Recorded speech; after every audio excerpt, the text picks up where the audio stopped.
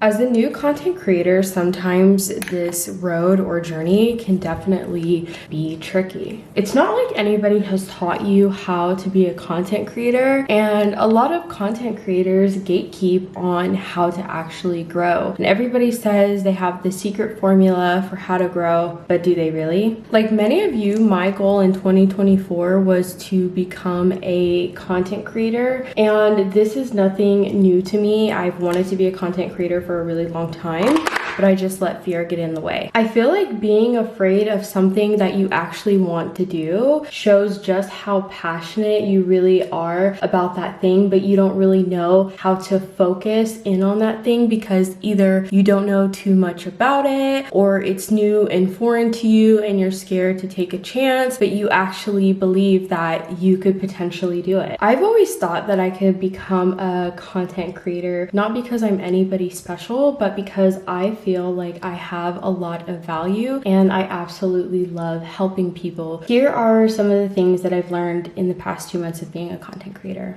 People in your hometown are probably not going to support you. Friends and family are probably not going to support you and see you almost as a joke. You're very lucky if you have friends and family who support you. Luckily, my fiance and my family really support me and also believe in me, so that has made it a little bit easier. When you're first starting out as a creator, you need to have videos to show brands on why they should collaborate with you. A lot of people reach out to brands without having a portfolio. I've done it. I've gotten rejected. Content creation is going to take a lot of your time. You're going to spend a lot of time filming. You're going to spend a lot of time editing. You're going to spend a lot of your time on this journey, especially if you want to be consistent. And that goes into the next thing. If you want to grow, you need to be consistent. You can't just be posting once a week and call that consistent. In the beginning of my journey, I was posting 2 to 3 videos a day. And you guys, in just 1 month, my account grew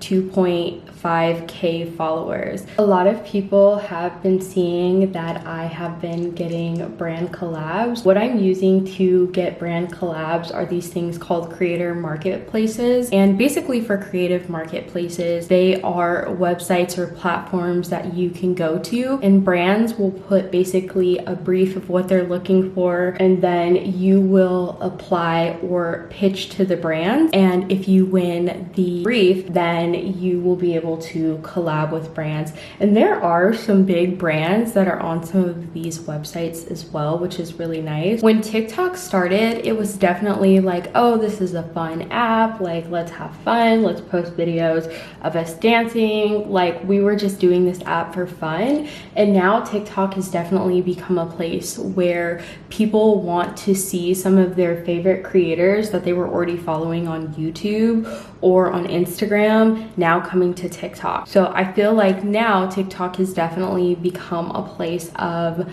marketing and a place where brands have realized, oh, like we can also market them here as well. So I say that to say I definitely feel like because a lot of influencers have come to the TikTok app, a lot of people are starting to expect that same similar like quality like video that some of these creators had on the other platforms.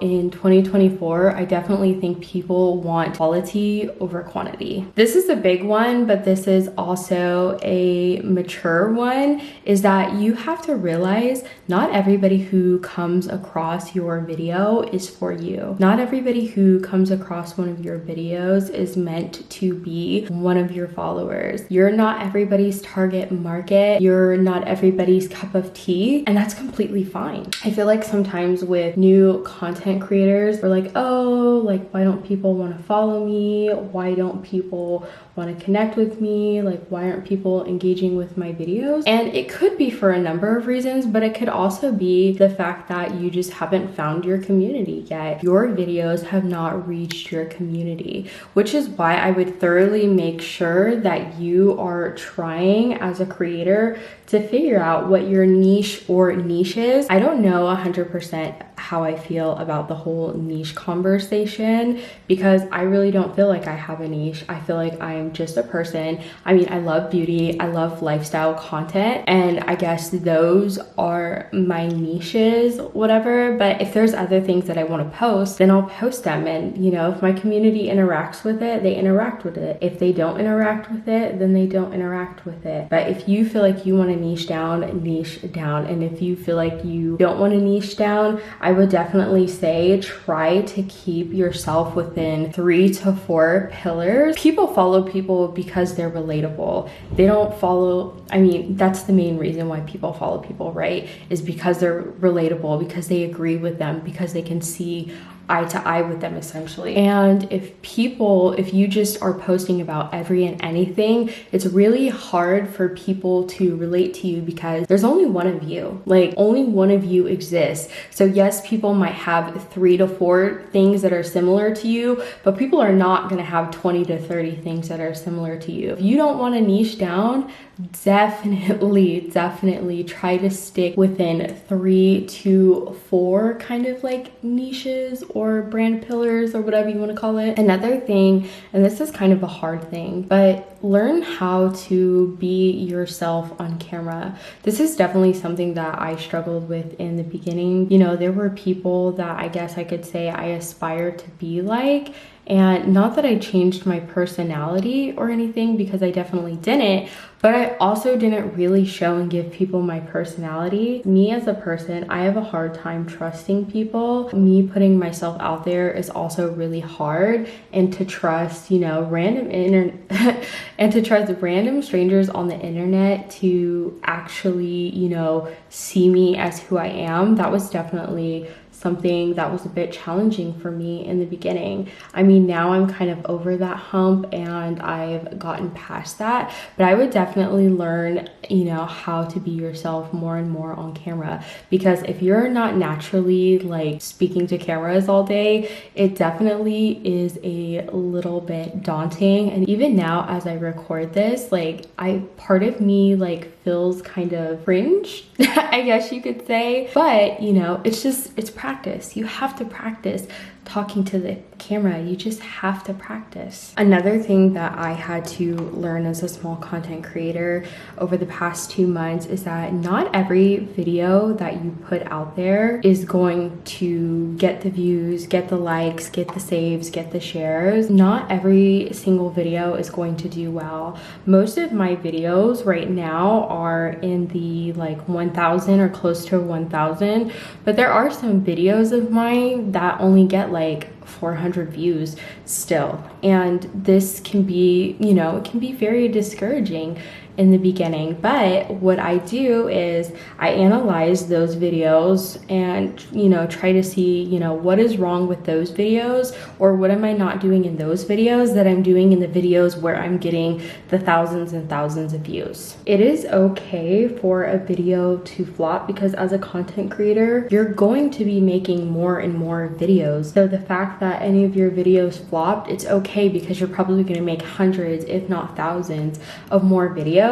And the chances are that a year from now, nobody's gonna see those videos that flop. The next thing that I learned that is important for your content creation journey is your lighting. Lighting is super important. And if you can get natural sunlight, then you're gold. But for me, I live in Portland, Oregon. So right now during this time of year, it's really cold, it's really wet and rainy. And so there is no great lighting. So I have to set up artificial lights.